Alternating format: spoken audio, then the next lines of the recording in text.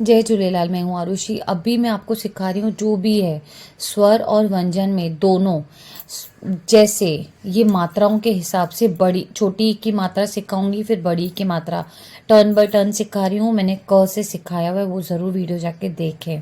ठीक है, अब आपको शब्द कैसे बनाने हैं सिंधी के।